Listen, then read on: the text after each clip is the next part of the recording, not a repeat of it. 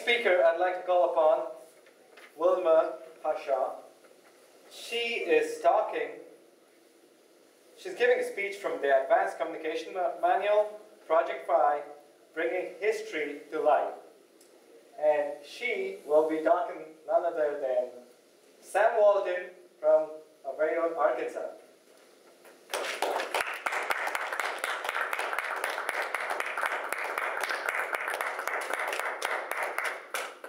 Give me a W. Give me an A. Give me an L. Give me an M. Give me an A. Give me an R. Give me a T. What's that spell? Walmart. How would you like to say that every time you had a meeting?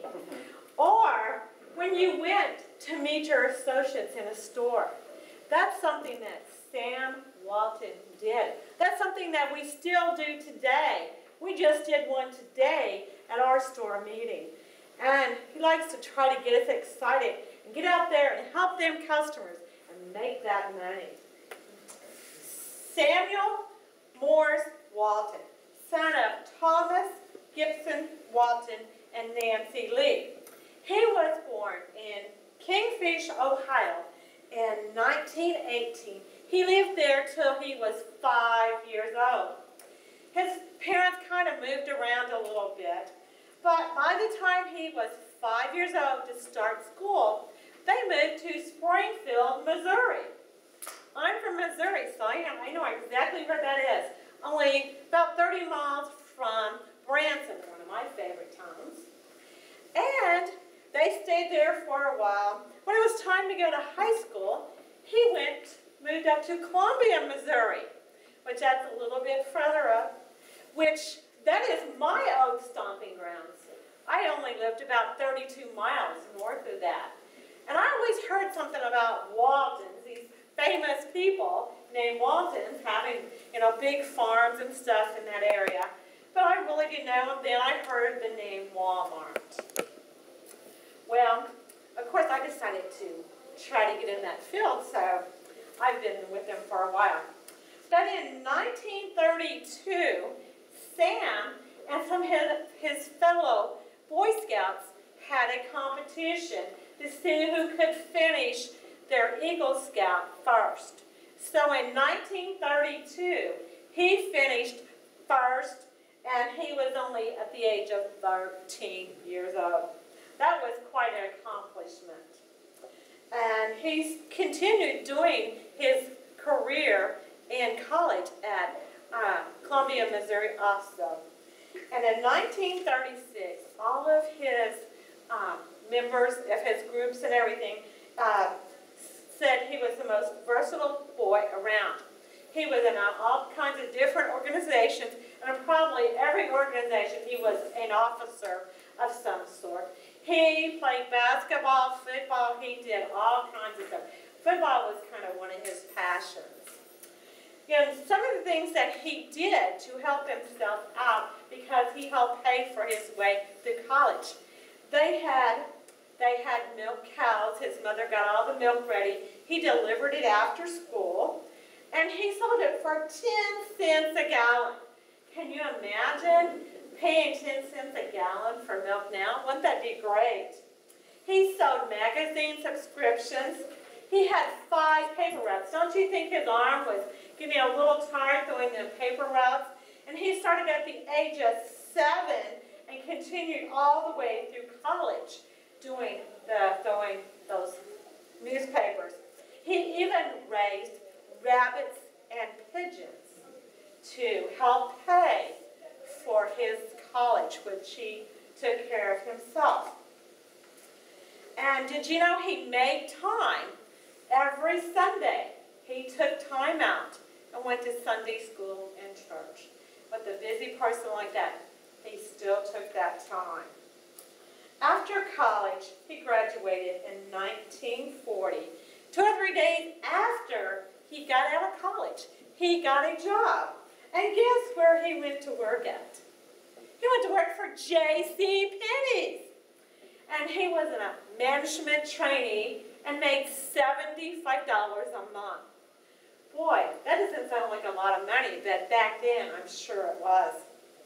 In 1942, he decided to quit JCPenney's and he went to the DuPont gunpowder plant. And he liked to go bowling. And there was this woman that he met, and that was Helen Robson.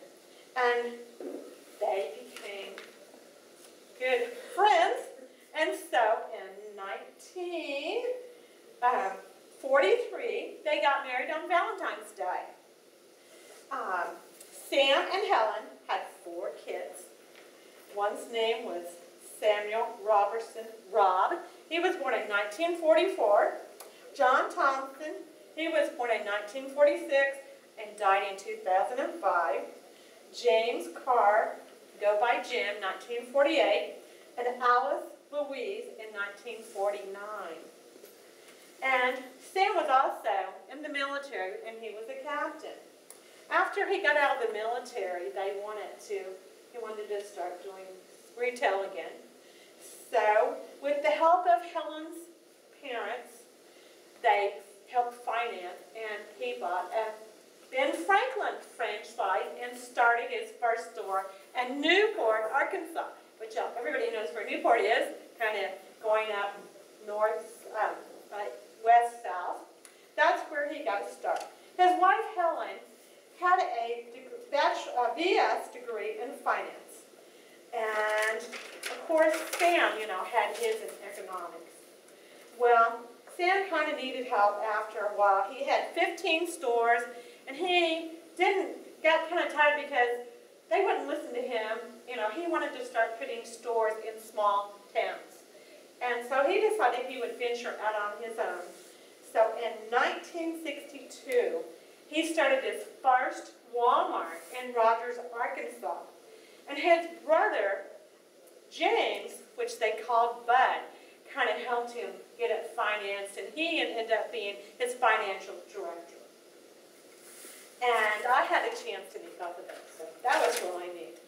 And Sam Walton was the type of guy, when he would usually walk into the store, you really didn't know who he was. We always laughed and said, "Who's that knocking at our back door?" It'll probably be Sam. He'll be walking in the back door. He didn't always dress up.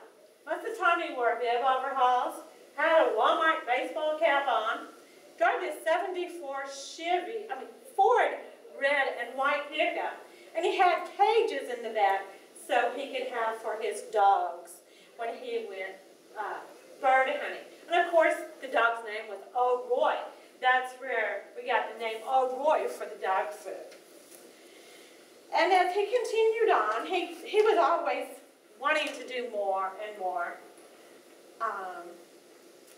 He never wanted to buy a big item. He had lots of money. He never wanted to buy a yacht, nothing like that. He did buy a couple of planes. He did fly himself around.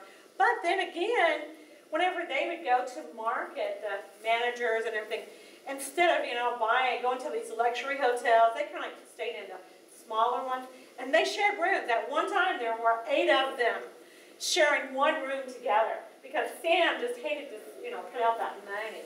So he never, he was kind of a tightwad. But, that was really kind of nice because look at how much money he has made. In 1959, him and Helen bought their house. And they have lived there till they passed away. I was lucky to get to have lunch on Sam Walton's lawn and got to tour his home in 1986. I thought, oh my gosh, this is nothing fancy. It was just kind of a little house. And the floors were a little bit different than normal. They had pieces of rock in them. And, they had cement floors. So the floor was a whole lot different than what I expected. The house really wasn't all that fancy, but then again it was, because it was Sam Walton's. Well, when you got walking through the house and you kind of went back to the kitchen, there was kind of like a deck and everything. And there was like a pond right there. They had made it. There was a creek there, and they wanted to have a pond, so they just kind of dammed it up and built their own pond, and then there was a waterfall. So I thought that was really cool. And I can actually say I got to go in to the millionaire's home, which I thought that was neat to go to the stockholders meeting. It was really wonderful in 1986.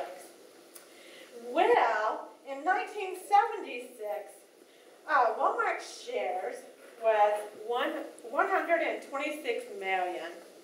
In 1985, Forbes magazine said he was the wealthiest man around. 1984, Sam Walton did the hula on Wall Street. I worked for Walmart then. We all gathered around in the break room, put the TV out, and we got to see him do that hula in that hula skirt. So that was another memory that I got to cherish by knowing Sam Walton. He would show up at the stores and he would greet every customer and every associate and he'd shake your hand. The first time I go, oh my gosh, do I wash my hand? Because I just touched a millionaire. But I did decide to go ahead and wash my hand. Good. So I had to do that. In 1992, he got honored by George Bush for the Medal of Freedom. And one of Sam's things that he always liked to do was he liked to help other organizations and he would make donations. Still today, we do donations for charities. Walmart associates can volunteer, work 26 hours, turn our hours in for a half a year. Walmart will donate $250 to that organization. If Walmart employees go and work a day or so for the Rice Depot, and we have 26 hours, turn it in, we can make $500, $1,000, ever how many hours we can get turned in. Walmart will write them a check. We donated a $500 check to the Rice Depot one time for the associates going and work. Most people don't know about that, but you can do up to 5 organizations, so that's twice a year. My son used to be in 4-H. I did 4-H. It used to be once a quarter, and I always got to do that for the 4-H. In 1992, Sam passed away, April the 5th, from cancer. And one of his favorite things that he liked to buy, which one of his first VP items, that is an item that you pick and you hope it sells really well. Well, I'm sure you all had at least had one of them. They were moon pies. I'm sure they're still around today. But for the first week, all the stores sold 5,000 in 1 week. In 1 year, that one item made $6 million. So think of how many items are in a Walmart store and how much we can make off those items. I tried to pick one out just the other day for a VPI for my department, and hopefully maybe I can win. I have won before. You get money. If you have at the store level, you can go up and even win further up if your item sells the most in a month.